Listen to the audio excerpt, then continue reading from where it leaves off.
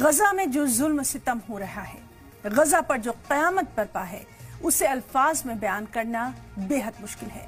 حالات ایسے ہیں کہ افسوس کے لیے نکلنے والے لفظ کب آنکھوں سے آنسو بن کر ٹپکنے لگے پتہ ہی نہیں چلتا۔ خاص طور پر بچوں کی جو تصویریں سامنے آ رہی ہیں، جی ہاں، ایسی دلدوز تصویریں جو ہم آپ کو دکھا بھی نہیں سکتے۔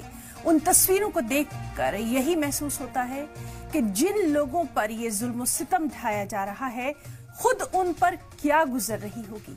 ان بچوں کا، ان معصوموں کا کیا گناہ ہے جو یہ تک نہیں جانتے کہ آخر ان کے ساتھ یہ ہو کیا رہا ہے، جو یہ سمجھتے ہی نہیں کہ دھماکوں کی آوازیں کیوں آ رہی ہیں۔ وہ یہ تک نہیں جانتے کہ کیوں ان کے والدین انہیں کھلے میدانوں میں کھیلنے تک نہیں دے رہے۔ وہ یہ بھی نہیں جانتے کہ کیوں 2 وقت کی روٹی کے لیے ان کے والدین، بھائی بہن ایک بھیڑ کا حصہ بن گئے ہیں۔ ان بچوں کی ان حالت پر جن کا دل نہ تڑپے، وہ یقیناً انسان تو ہو ہی نہیں سکتا۔ غزہ پر ظلم و ستم ڈھایا جا رہا ہے۔ فلسطینی عوام کی مظلومیت بیان کرتے کرتے فلسطین کے ایمبیسڈر ریاض منصور یونائٹڈ نیشنز یعنی اقوام متحدہ میں پھوٹ پھوٹ کر رونے لگے۔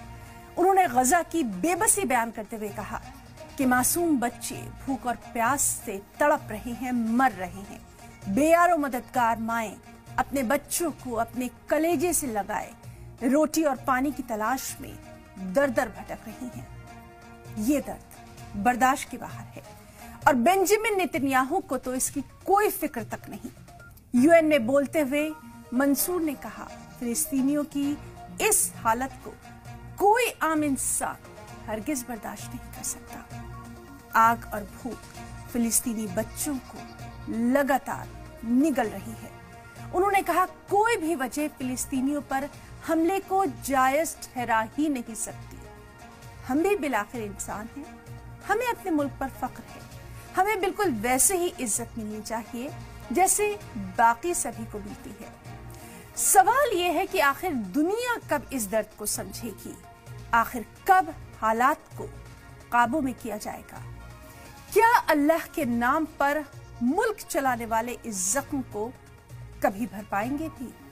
انہی سوالوں کے ساتھ ہم اپنی گفتگو کا آغاز کریں گے اپنے خاص مہمانوں کے ساتھ۔